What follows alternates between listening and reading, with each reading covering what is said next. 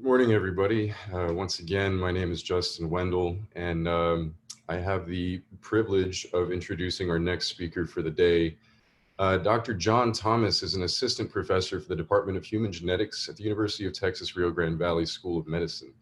Dr. Thomas began working with RNA viruses in 1999 and developed a novel approach for designing live recombinant viral vectors while a graduate student in the laboratory of Dr. Hans Heidner at the University of Texas, San Antonio. After graduation, he earned his doctorate degree from the University of Texas Medical Branch, where he worked on replication-competent viral vectors as vaccine platforms against anthrax and plague, and characterization of select agent pathology in animal models of infection. Following completion of his postdoctoral training at the CDC and the UT Southwestern Medical Center in Dallas, working with hemorrhagic fever viruses, he served for 3 years as a lead scientist in vaccine development in the private sector. Dr. Thomas joined the faculty at UTRGV in 2014, and his research has since focused on understanding Zika virus pathogenesis using the laboratory possum and surveillance of arboviral and rickettsial transmission in South Texas. He was named the winner of the S.E. Salkin Award for Excellence in Research Microbiology in 2007 by the American Society for Microbiology, and currently serves as a laboratory director for the newly formed UT Health RGV Clinical Laboratory in Edinburgh. To date, his laboratory has tested over 60,000 samples for COVID-19 in support of the local, state, and federal response to the coronavirus pandemic, and his current research is centered on examining human genetic susceptibility to the SARS-CoV-2 and evaluation of novel therapeutic modalities directed against this virus. And with that, Dr. Thomas, the virtual stage is all yours. Excellent, Justin. Thank you for the nice invitation, or for the nice introduction. So just to provide a small update, I was officially promoted to associate professor by the UT system on Friday. So yay! Anyway, I'd like to go ahead and go through the slides here and go through the talk, and just briefly touch on some of the testing platforms that we've been using to detect SARS-CoV-2, otherwise known as the COVID-19 virus. In submitted clinical samples that we do a lot of testing on in South Texas. So the topics for discussion today are just going to be a little bit of the background of the virus itself, a bit of the epidemiology, a little bit of the clinical disease, and then we'll touch on the diagnostic testing, specifically focusing on RTPCR. I am willing to answer questions, and we can talk about some of the other testing platforms that have been rolled out. I know that a lot of these have, in the last month or so, have gained a lot of traction and attention. The rapid test, the saliva test, the run through a computer screen and get tested. So we'll touch on all of these different testing mechanisms and go over them real briefly.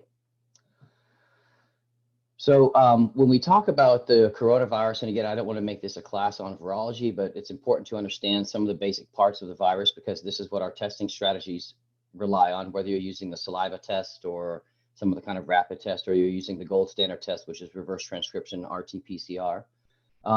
Basically, we need to know a little bit about the virus itself.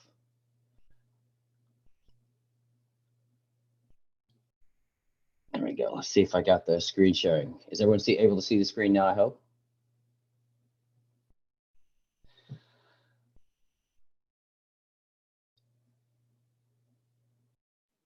Yes, we can see the screen. Okay, good. Sorry about that. You still see the screen? Yes. Excellent. So as many of y'all probably know, this coronavirus is an enveloped RNA virus, envelope meaning that it derives an outer membrane envelope from the host cell that it's infecting prior to the virus exiting the cell. There's several proteins that are important in regulating and helping the virus complete its functions of replicating its genome, packaging the genome inside of a virion, and then getting out of the cell so it can move to infect another cell. And the big genes and the subsequent protein products that are formed from those that we focus on are the spike protein, which is going to help the virus actually bind to a host cell when it tries to initiate a new infection. We call this the S protein. This is one of the major antigens and one of the major targets of detection for COVID-19 testing. There's a second protein that's also important called the membrane protein, or M, which is used to help the virus assemble. All of these little components are made in different compartments within the cell, and then they've all got to be brought together right at the plasma membrane before the virus leaves the cell and then assembled, and this membrane protein helps do a lot of those functions. There's another protein called the nucleocapsid protein, or the N protein, which helps to regulate the synthesis of the RNA genome. Again, because this is an RNA virus, the RNA has to be made inside of the host cell, kept separate from the host cell RNA, as the host cell is continuing to do its normal functions while it's infected with the virus. So the viral RNA has got to be segregated, if you will, at some point from the host cell RNA so it can be packaged into virions that are getting ready to leave the cell. And this is done primarily through the use of the N protein. And then there's another protein that we call the small envelope protein, or the E protein, which is also important in helping to assemble the virus and allowing the virus to release and egress from the cell once it's been packaged and it's ready to go. So we've heard a lot about how we think this virus came out. We haven't really been able to establish a clear pattern right now because we haven't been able to get a lot of information from the Chinese government about what happened very early in the infection process in November and December. But in general, we've seen coronaviruses emerge from animal reservoirs. And oftentimes what happens is that humans have some kind of interaction with an animal that's infected with this virus, and then the virus is able to enter into the human. And then once this spillover event occurs and we have the virus go from an animal host to a human host, then it's just a matter of the virus being able to replicate enough inside of the human host to adapt living in a different organism, so to speak. And if this adaptation proves successful, then the virus should be better adapted to live in humans. And then you would expect that human-to-human transmission, or the ability of the virus to easily infect other humans if they come into contact with maybe respiratory droplets or other kinds of body secretions from somebody who's already infected, will be much higher. So what this slide is showing here is that we know from earlier strains, or earlier species, if you will, of SARS, of coronavirus, most notably the original SARS virus, which we know came from animals, primarily palm civets, small mammals that were traded in these live animal markets that we see operating around Southeast Asia, particularly in China, not exclusively to China, but particularly in China. In the case of the SARS virus, people like to eat these meats, so they would go to the live markets, they would purchase these animals, they'd either cook them there, or they take them home and cook them. And we think that the original SARS coronavirus outbreak that we saw in the late 90s, early 2000s began from people eating this infected meat. We've also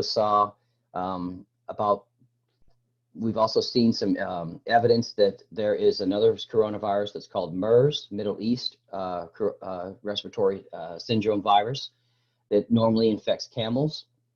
Obviously, humans that are using camels as beasts of burden and as transportation in areas in Southeast and Southwest Asia had interactions with these infected camels. And so we think that these animals were able to pass along the virus to humans there, which led to the MERS outbreak.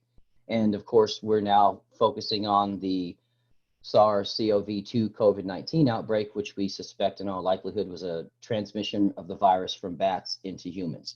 Whether this transmission happened from an accidental release of the virus at the Wuhan high containment laboratory, or whether these were bats that were somehow sold and made their way into one of these live animal markets where the meat was subsequently consumed, we just don't know. Obviously, what we're dealing with now, though, is the transmission from human to human of the coronavirus. And this has led to, obviously, a lot of concern. And so we've really tried to ramp up our capacity to test and looking at different ways to be able to rapidly and accurately identify when people are infected with COVID-19. So as I said, we've seen these viruses before. We've never seen them move as fast as they have in the case of COVID-19. In the case of SARS and MERS in 2003 and 2012, these viruses were somewhat slow to emerge from the animal population into humans, and they didn't seem to replicate well enough to be able to spread as quickly as we've seen the SARS-CoV-2, the COVID-19 virus do over the last 6 or 7 months of the pandemic. So when we look at trying to diagnose COVID-19 or SARS-CoV-2 disease, we've used the presentation of clinical presentations and the induction of symptoms, but this has been a bit of a moving target. The CDC has consistently released updates in terms of symptoms. If you remember in the early days of the pandemic, it was a fever or cough. Maybe you had some chills, shortness of breath or difficulty breathing, and general fatigue. These are common symptoms for many viruses. And over the last few months, we've kind of seen the list of symptoms somewhat resolve themselves and add a few more on there, such as a loss of taste or smell, maybe a sore throat. There have been some gastrointestinal issues that have been reported in those that have been infected. So we've seen some nausea, some vomiting and diarrhea. And so generally what we look for is we look for the presentation of most of these symptoms, but we don't necessarily see all of them in a given case of infection. And this virus takes about 2 to 14 days to elicit symptoms after the initial infection has began. A lot of these symptoms, of course, are not being directly driven by the virus destroying or killing some of these cells in your nose, for example, in your throat. This is likely, these symptoms are really due to the immune system having an overwhelming response, trying to clear the virus from the infected host. So when we look at trying to diagnose and test people once they present with these symptoms, there's really only one platform out there that is the gold standard in for detection of SARS, and that's RTPCR. So when we talk about being able to do testing, we first have got to make sure that the sample is collected properly. And I'm sure people have heard a lot about this. There have been multiple sample types that we've tried to collect to see which one is the best one for sampling and testing and diagnosing SARS infections. The two standards that we use at UTRGV that are pretty much used around the country are either the collection of a nasopharyngeal swab, as seen in the upper slide, where the swab, a sterile swab with a long flexible non-wooden shaft, is inserted into one of the nares and then swabbed up to the back to get some cells from the nasopharyngeal cavity. Or we've also seen the collection of an oropharyngeal swab. These are by far and away the two most common sample types that are collected and that are submitted for testing. CDC also does allow the use of a nasal mid-turbinate swab. That's actually something that's easy, that can be collected by the self. Obviously, if you're very gung-ho and you're a physician, you could probably jam a Q-tip up your nose and collect all of these things. Having been tested several times over the last few months, neither one of these sample collections are very fun. But the nasopharyngeal or oropharyngeal swab are the primary sample types that are collected, but CDC has allowed other things like nasal swabs from the anterior nares or mid-turbinate swabs, or even a wash in some instances to be used as a sample for collection. What we've seen in the lab down at UTRGV is we seem to get the best results from nasopharyngeal swabs. So we try to ask the providers that they collect a nasopharyngeal swab, as it seems to be the swab that's going to give you the best sample of virus, should there be any within the patient. So as I said, RT-PCR, which stands for reverse transcription polymerase chain reaction, is the gold standard for testing and diagnosing SARS-CoV-2 disease. Without going too deeply into what RT-PCR is, essentially RT-PCR is the conversion of any of the RNA molecules that are collected in the nasal sample. And ideally, if you are someone who's infected with the virus, you're going to have viral RNA, because remember, this is an RNA virus. So the collection of the RNA, and hopefully there's viral RNA in there, any RNA collected from the swab is then reverse transcribed, converted into DNA, and then that DNA molecule goes through an amplification process where, as the strand of DNA elongates and grows, specific DNA primers that are conjugated to light-emitting probes will then be built into the DNA molecule, and the subsequent elongation will eventually start to produce a light signal that can be captured by a computer and then used to determine whether or not you've been exposed and you are subsequently infected with the virus itself. So what this slide shows here is a basic workflow for how we do our testing within the lab itself. We've got a capacity to do 270 patient samples every 5 hours. So our overall lab capacity is about, if we ran 24/7, would be about 2,100 samples a day. I try to not kill the staff, so we don't run 24/7. We usually run about 16 to 18 hours a day. So we've got a capacity with this kind of workflow to do about 15 to 1,800 samples a day, depending on how many come through. So as you see over in the tab, the column marked sample collection, once the sample is collected, It's then brought into our lab, and we use an automated extraction machine called the Kingfisher, which can automatically extract viral RNA, any of the RNA from the swab sample. Once this RNA sample has been extracted on the Kingfisher plate, we then take that sample and move it over into the real-time PCR platform. We use the ABI 7500 Fast DX, which is a machine certified by FDA for doing this testing. And it takes about an hour and a half to be able to actually run the real-time PCR. And then we finally, in the final stage, we move to the analysis and reporting stage where we analyze the data. And then assuming that the data looks good, we go ahead and push it out and results it out. The platform that we use has got a greater than 99.65% accuracy, but this is a very complex process. And as many of y'all probably know, the more complex and involved something gets, the easier it is for that process to be derailed by small changes in temperature, changes in humidity, differences between one person pipetting compared to another person. So it's a very sensitive assay, which is good in the sense that it allows us to detect a very small number of viral molecules, but it also has a bit of a dark side, which is because it's so sensitive, if technicians and people aren't paying attention when they're running the assay, it's very, very easy to mess this up. So once we've taken the sample and we've processed it all the way through the workflow, the next thing we're going to see is we're going to come down to being able to result out the sample. And you're really only going to see three types of results reported out when you do testing. The sample is either going to be positive, it's going to be negative, or my favorite result is the inconclusive sample. And this is where you essentially have something being detected, but it's not being detected at the level where you could positively say that this sample is negative or positive. But UTRGV, we do a lot of this testing, and as I said, we usually run about 12 to 1,500 samples a day. We are required by the state and by the federal government to inform them of what our testing numbers have been for the day, how many positives, how many negatives. And so once we run our testing every day, at the end of the day, we upload all this information to the Texas DSHS website so they can track COVID numbers across Texas. And then this information is also shared with the federal government to be able to provide some kind of a picture as to how coronavirus infections are progressing in Texas. So when you first look at the data, this is essentially what you see. A bunch of randomly squiggly, multicolored lines going all over the place. This is an example of one run. We usually run about 90 plates or 90 samples on a single plate. And when we first finish the run, this is what we see. What you're seeing here are about 95 colored lines. 90 of these lines are patient samples. 5 of these lines are controls that are put in. So when we first look at the plate in the data, this is what we get. And then we then go ahead and break down, because obviously this is incredibly confusing and difficult to look at. We then go and look at the same information on a sample by sample basis to try to determine whether or not the sample is positive, negative, or perhaps an inconclusive, which needs to be retested.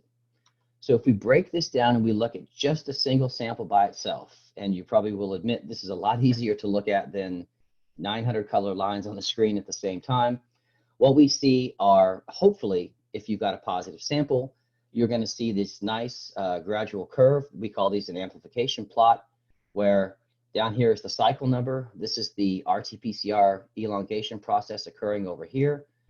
Over here on this axis, we have the concentration of molecules that are present. And what we're hopefully looking for, if we have a positive sample, is we start to see a gradual slope up in the amplification of the molecules. And each of these colored lines here, the red, the green, and this bluish line here, are each a specific viral target, either the S protein, the E protein, or in the case of the assay we use, we check for a gene cassette called ORF1b. And if you're positive, then you're going to see each of these lines arcing up in this nice curve and begin to plateau as the molecule that's being extended inside the assay reaches its full length. So if you've got a positive sample, this is what you're going to see. You're going to get this nice curve moving up here. All of these samples, as you'll see, all of these different results, all have a single line that always moves up, and this is an internal control that we use to confirm that the actual RT-PCR process is happening. So this is a phage protein called MS2, And again, this is just there to show you that, hey, the conditions were set up properly for RNA to be converted to DNA and then to subsequently elongate. So this is an internal control, and we should see this line in every sample, whether it's a positive, a negative, or an inconclusive. So the positive is very easy to see. We get this nice peaking slope up here. If you have a negative sample, the three colored lines on the bottom that would be indicative of virus being present will not amplify, so you don't see that curve moving up. So in a negative sample, these lines stay flat along the axis. However, sometimes what we see is we see a sample that comes in as inconclusive, and this inconclusive result generally means that there was one viral target that amplified, but there weren't enough viral targets amplified to be able to call the test a positive. For the assay that we use, a minimum of 2 viral targets have to amplify in order for the sample to be considered positive. Generally, when we see inconclusives, what this usually tells me is that this is probably somebody that's on the tail end of the acute stage of the infection. When we talk about limitations of the testing in a few minutes, we'll touch on this a little bit more, but one of the big limitations of the RT-PCR assay is that it can only diagnose an acute infection, that is an active infection. So if you have been infected and you were infected maybe a month ago and your body has started to clear the virus, there may still be a few lingering particles there, but it's very difficult to detect them if the virus is starting to be cleared by the immune system. So oftentimes we'll see people come in with an inconclusive result where we only see one gene target amplify, and generally what we do is we go back and we re-swab these patients so we can try to get maybe a bit more viral RNA and conclusively say, yes, they're positive, or no, they're negative. But these are the 3 results that you usually see when you do the testing on the RT-PCR platform. So we've seen, and there's been a lot of talk about this in the media, the rise in cases, right? The places that opened up quickly, Texas was one of these places that started to open back up in mid-May, how there was an explosion of cases. And one of the things we've tried to ask ourselves as well, this explosion in cases, this increase in the identification of positives, is this due to more testing being done, or is this just due to the virus being present and infecting more people, and there's a lot of spreading, and we've got to go back and lock down for another month or two to make these numbers go out? This is a data graph that was produced by the Texas Medical Center, which is taken all of the data from the Texas Department of Health and Human Services and collated it and looked at the correlation between testing and the percentage of positive cases. And what we've generally seen in Texas, and as we've seen in several other places, is as we've done more testing, we've naturally seen an increase in the number of positive cases. Now, you'll notice that these this red line and the blue bar here, which is the number of tests that have been performed, don't exactly intersect and cross over. So there's probably a bit of a gap here between the testing and the number of cases to indicate that what we're most likely seeing is a combination of the two. We're seeing an increase in the spread of the virus and an increase in the number of positive cases, and this is partly being driven by the virus spreading, people coming out of lockdown and starting to move around somewhat. And what Dr. Dobbs touched on earlier, this phenomenon of herd immunity hasn't really had a chance to establish itself yet because we were sequestered away in our homes for so long, trying to avoid having a massive spillover into the health hospital systems. But we're probably seeing a little bit of both. We're seeing an increase in testing, we're seeing more positive cases, and these two things have kind of tracked along together as we look at this collation of data from from the end of April to the end of August. So, as I said a few minutes ago, RT-PCR is the gold standard for testing, but RT-PCR is very complex. It's very difficult to do. The assay is great when it works properly. Of course, like many things in life, it's when stuff goes bad that it's very difficult to troubleshoot, requires a lot of training. The testing platform itself is very expensive. Many places are not going to have the money to be able to go out and buy these things. And so there's been a natural push in the market to try to develop other types of SARS testing. The other tests that are out there that have probably gotten the most press have been the antigen tests, the rapid tests, and then the antibody tests. Regardless of which test you're looking at, what you really need to ask yourself when you're trying to do testing is, what question do I want to answer? Because depending on the test that you choose, you may get a different answer. if you're going to trying to determine whether or not someone has an active acute infection with the COVID-19 virus, then you're going to want to probably do an RT-PCR based assay. Many of the rapid tests, these rapid saliva tests, some of these rapid saliva tests are a rapid collection of the sample, but then they still rely on the RT-PCR platform to actually run the assay itself. So when I started to look at some of these saliva tests in particular, they have the ability to quickly do the reverse transcription part, but they still rely on a PCR amplification step to be able to diagnose conclusively whether or not the person is infected. The antibody test is really going to give you an answer for past exposure. Have I been exposed in the past? We know that this virus started to first take hold and really spread in the United States right around Christmas time in early January.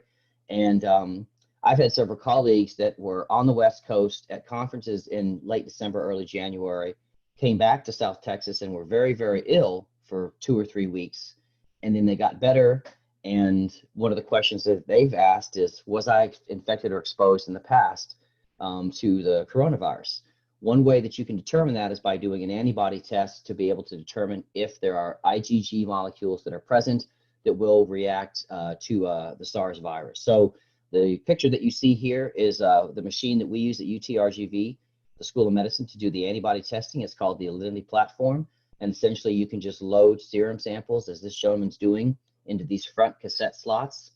Each one of these cassettes can hold 6 samples, and we can basically load these up with serum that's been derived from whole blood and run the assay to detect antibodies. It uses a chemiluminescent approach. So again, it's a test that relies on the emission of light to be able to determine whether or not the sample is positive.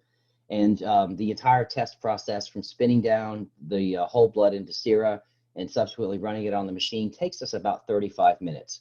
And with this machine, we've got the capacity to run about 2,000 serum samples or antibody tests a day. If you look at something like the antigen test, which have started to get a lot of notoriety in the last month or so, the antigen tests are going to specifically test for the antigen or protein primarily from the virus itself. Again, the antigen test will give you some answer as to whether or not you have a current and active infection with the virus. The antibody test is going to tell you whether or not you were exposed to this in the past. And as I said, the RT-PCR assay is also going to be a definitive assay to tell you whether or not you have an acute infection right now. At UTRGV, we have chosen to run both the RT-PCR, so an immediate acute answer, as well as the antibody test to be able to look back in the past to see if people have been infected. I think that these 2 tests are going to be critical in allowing us to continue to reopen the economy. We've seen a lot of requests at UTRGV from patients wanting to come in and get the RT-PCR test because they need to get a result to be able to show their employer so they can go back to work. This is probably something that we're going to see for the next few months as we try to decide what is important in allowing people to come back to work within the context of COVID testing and what's something that's maybe not so important. But as I said, it really comes down to you being able to ask yourself, what question do I want to ask? Do I want to answer to? Am I infected now, or have I been infected in the past? So just to kind of wrap this up, obviously we're seeing an event with this pandemic that is a once-in-a-lifetime event. The last time that we had something like this happen was obviously the outbreak of Spanish flu in the early 1900s. But over the last 10 years, we've had several examples of smaller incidents where we've seen a disease that's normally limited to sub-Saharan Africa or the Middle East circulate around the globe very quickly. I'm sure many of y'all remember the Ebola outbreak that started in Liberia and in Sierra Leone in the early 2000s. And we had several healthcare providers that had gone to treat patients in Zaire and in Liberia to help respond to the Ebola outbreak, themselves got infected with Ebola and then came back to America. In particular, there was a physician that was infected with Ebola, came back to New York City, rode around on the subway train for 3 or 4 hours and pooped and puked and spread bodily fluids full of Ebola all over the subway system before he passed out at one of the stations in Brooklyn and he was taken to the hospital. So we know that these things, facilitated by the ease of travel around the world, as well as the global commerce markets that we've established, can help these diseases spread at a very, very quick rate. Zika virus is probably the best example of how quickly this has happened in the last few years. Zika initially started as an outbreak in 2006 in Southeast Asia, and in less than 8 years, we had the massive Zika outbreak in Brazil, where we saw about 1,000 babies born to Zika-infected mothers that had microcephaly. So it didn't take the virus very long to spread and establish. Obviously, there's differences between Ebola and Zika. Zika is spread by mosquitoes. Ebola is something that has to be spread person to person. But we live in a time in history where it's very easy for these agents to spread around the globe, probably before we even know that they're there. In order for us, therefore, to be able to then establish a very, very effective response, we really have to rely on all of the global partners to be able to quickly and accurately disseminate information, as well as making sure that we have the infrastructure in place to be able to react quickly and with some degree of certainty as to how well we can respond to these agents. If we look at what's happened in the last 6 to 7 months with the COVID pandemic, initially many countries had a poor response, right? No one was really prepared for this. The last pandemic type event we saw occur was the outbreak of swine flu in 2009. And unfortunately, swine flu was, from an epidemiological perspective, was kind of a bust. We had a massive response. The United States quickly rolled out a swine flu vaccine. They produced about 5 million units, and they didn't even end up using 1 million of those vaccine units for protection of the general public. The virus kind of fizzled out a little bit, and I think this fizzling out of the virus convinced many countries that if this was to happen in the future, the more likely event was going to be the virus would go away on its own. And so many countries, including the United States, didn't develop the pandemic response infrastructure that we needed to be able to effectively confront this when the COVID-19 outbreak happened. However, we have seen over the last 3 to 4 months a dramatic shift for the better in terms of being able to deploy more testing, the production of PPE.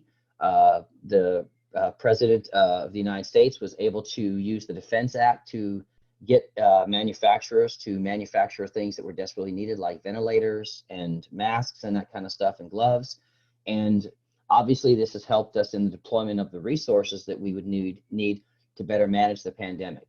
I think one of the benefits of having this happen in the time that we live in now, with so much social media and so many eyes focused on the government's response, is that we've now been able to establish, not only in the United States, but in many other countries globally, a system and a bureaucracy that will be in place to better manage this event when it occurs the next time. We're going to be ready for it now. We've paid the price in not being ready for COVID, but it's now going to put us in a position where we'll be much more effective in responding in the future, because we're now going to have all of these little pieces ready to go and in place to respond to the next pandemic. Overall, I think we've been very fortunate in that most cases of COVID-19 are asymptomatic with very little overt signs of disease, and a majority of people that have been infected have recovered with very few side effects. If this was a virus that had a mortality that was 2 or 3 or 4 or 5%, we would have been in serious trouble. So while it has been very unfortunate that we have had as many deaths as we had from COVID, we could have really taken it on the chin a lot worse if this was a virus that had any more lethality, such as maybe something like West Nile, for example. So we kind of dodged a bullet, so to speak, with this, but this needs to be a wake-up call to the nations of the world to make sure that they've got the pieces in place ready to quickly respond to these events when they happen in the future.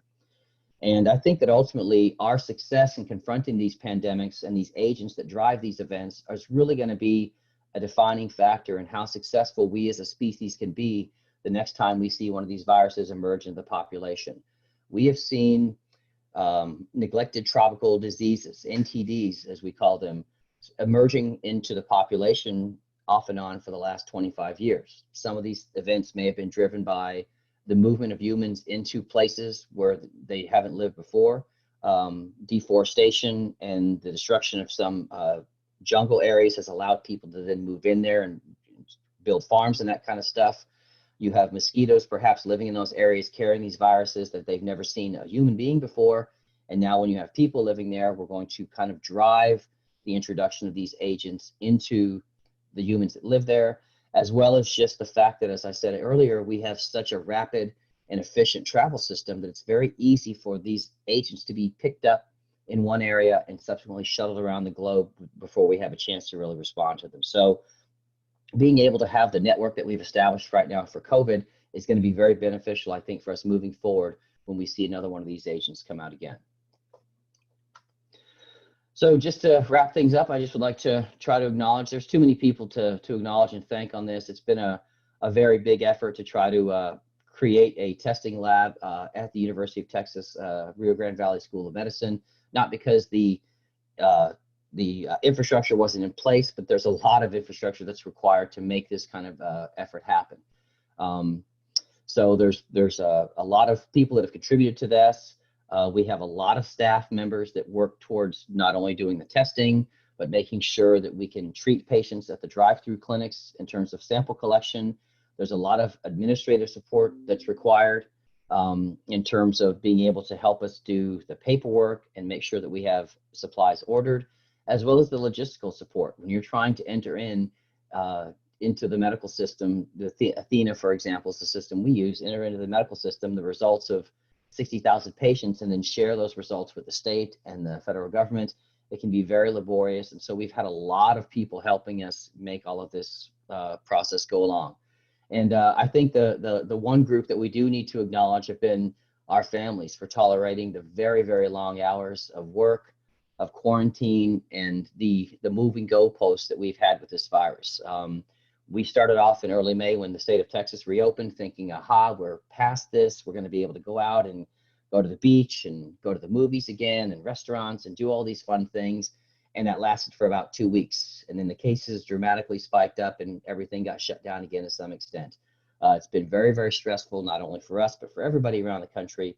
And I just would like to acknowledge the family members of all the people involved in this for putting up with us, for tolerating the long hours of work we've had, the lack of vacations and stuff, as we've really tried to respond effectively to this pandemic for the better of our community. That's all I have with the talk, and I'm happy to take any questions. Thank you, Dr. Thomas. That was a great presentation, and we do have a couple of minutes for a few questions. I do want to state that we do have a live Q&A at the end of the conference, so if anybody's question doesn't get answered and they have the opportunity to ask again later, that is an option. But to get into a couple of them, we have somebody asking, how long does the virus live without a human host and on other surfaces? So depending on the surface and where you're at, there was a question that was asked earlier in the chat that I tried to answer that was related to the effects of sunlight on the virus itself. So if you are talking about the virus's stability inside of maybe a hospital setting or inside of a building where it can maybe hang out on a metallic surface, a non-porous surface, this virus could be stable for several days. Because this virus has a lipid envelope around it, that envelope provides some degree of protection to this virus that we don't see in viruses that don't have envelopes. And most viruses are in one or two categories. They either have an envelope or they don't have an envelope. Now, envelope viruses tend to be able to be a little bit tougher, a little bit hardier from an environmental perspective. So you could probably expect this virus in an indoor clinical setting, let's say in a testing lab or in a hospital, to hang out on an uncontaminated stainless steel surface for perhaps 2 or 3 days, depending upon the environmental conditions in the lab. Outside of the lab, the virus is not going to be as stable. UV radiation, which is a chief component of sunlight, as we all know, is very effective at breaking down DNA and degrading lipid envelopes of viruses. So outside, you're not going to see the virus be able to persist as much. I'd hate to put a time on it because a lot of this comes down to how big is the concentration of virus in the particle and what kind of particle is it suspended in. If you're talking about a coughed up piece of phlegm or sputum from an infected person, depending upon how thick that ball of sputum is and how infected they were, you could see the virus persist in that kind of a structure for maybe 3 or 4 days outside, depending upon the weather conditions. So I know I didn't give you probably a really firm response, and the short answer is it's kind of hard to predict that. It depends on the external environmental conditions where the virus is. Okay, and one more question before we jump out into our next speaker, but can other animals be infected by this virus, such as chickens? And if consumed then by humans, would that virus be able to be transferred to that individual? The short answer is yes, it could. Viruses are parasitic agents, and they're very good at evolving and adapting to the areas that they end up in. RNA viruses in particular have a very, very high rate of mutation because of the nature of the RNA itself, right? As everyone probably remembers from your molecular biology, when DNA is copied, DNA has the ability to proofread, right? To go back and correct mistakes in the DNA molecule. RNA viruses do not have that ability. RNA does not have a proofreading mechanism when it's generated, so RNA viruses mutate very, very rapidly. If you had, say, this virus somehow got into a chicken and it was able to be exposed to a population of chickens long enough to where the virus could adapt to live in the chickens, then it would be very possible that you could pick up this virus from consuming infected meat. I mean, if you go back to the slides that I showed at the very beginning, this is how this whole event probably started, right? There was a contaminated animal, just as we saw for the SARS outbreak in 2003. This contaminated animal becomes consumed by somebody, and when the animal's consumed, that virus is then subsequently transmitted to the human being that's consumed the animal. So I haven't seen any reports of chickens becoming infected with SARS from natural events, but this is something that's been examined in the literature when people have looked at different animal models for infection, and it certainly would be possible for a chicken to become infected with the virus, and then you eat the chicken if it's not properly cooked, and you get the virus itself. Let's hope that doesn't happen, because I really like Chick-fil-A, and I don't want to have to worry about eating chicken sandwiches that have been contaminated. I agree with you, Dr. Thomas. Well, thank you so much for joining us today. I know there's still a lot of questions in the chat. You know, we'll do our best to get to those. And then, of course, we do have a live Q&A at the end of the day again. But once again, thank you for joining us. And I will hand it off now to our next introductory speaker.